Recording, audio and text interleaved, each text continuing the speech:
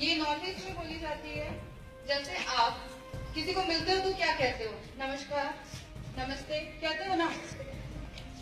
तो बोडो में इसे कहेंगे खुलुमबाई। क्या कहेंगे? खुलुमबाई। क्या कहेंगे? अगर आपसे कोई बोले नमस्ते, आप क्या बोलोगे?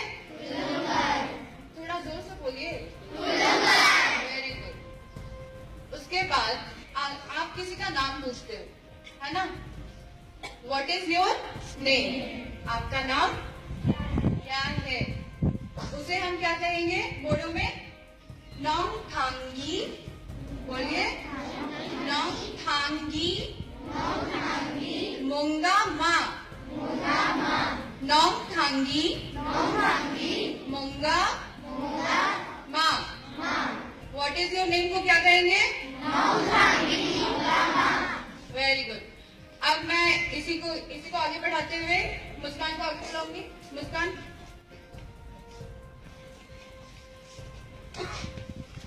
सुप्रभात।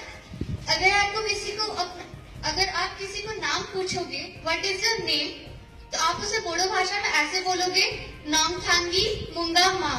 क्या बोलोगे? एक बार फिर से, नोंगथांगी मुंगा माँ।